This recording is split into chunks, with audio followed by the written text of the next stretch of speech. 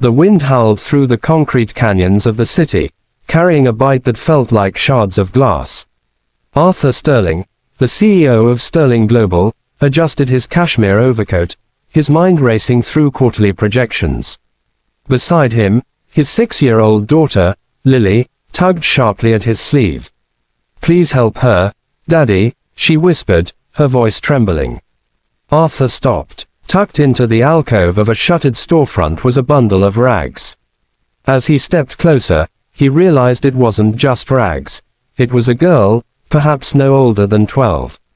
Her skin was a terrifying shade of blue-gray, and her breath came in shallow, ragged puffs.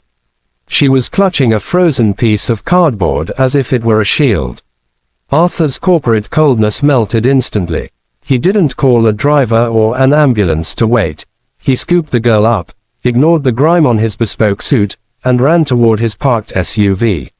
The rescue and the disappearance. The girl's name was Maya. She had been lost in the foster system, eventually ending up on the streets after a series of tragedies. Arthur didn't just pay her hospital bills. He ensured she had a private room, a warm wardrobe, and a path to a scholarship program.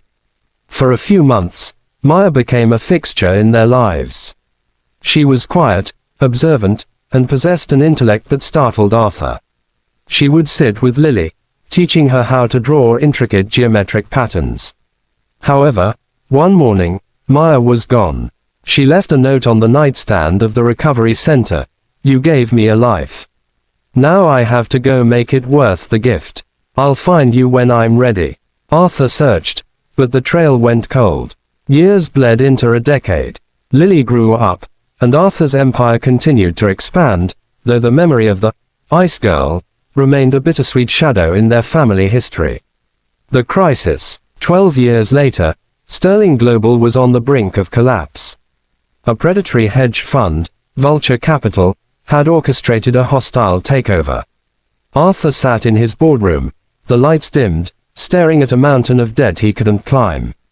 He was 72 hours away from losing everything: his company, his home, and Lily's inheritance. "There's someone here to see you, sir," his assistant buzzed. "She doesn't have an appointment, but she says she's returning a debt plus interest." The door opened. A woman walked in wearing a sharp, charcoal suit. Her eyes were piercing, filled with a familiar, quiet intensity. "Maya," Arthur breathed, standing up.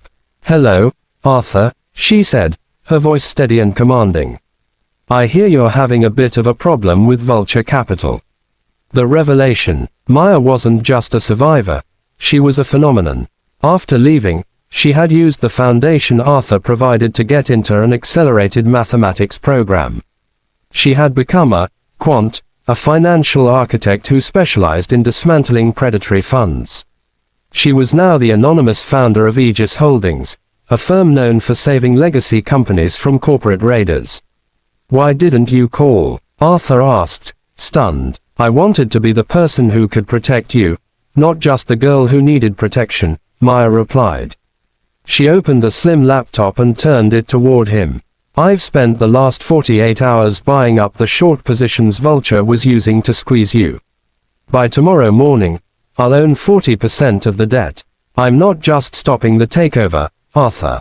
I'm handing you the keys to their firm." The full circle. That evening, Maya sat in the Sterling dining room, the same place she had eaten her first warm meal years ago.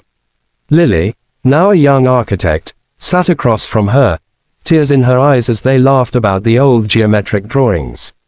Arthur looked at the two women. He had spent his life building towers of glass and steel, thinking that was his legacy.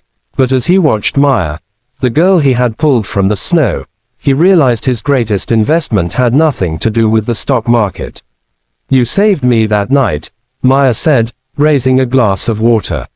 "The world thought I was a ghost, but you saw a human being." Arthur smiled, the weight of the corporate war finally lifting. "I didn't save you, Maya. I just held the door open. You're the one who walked through it."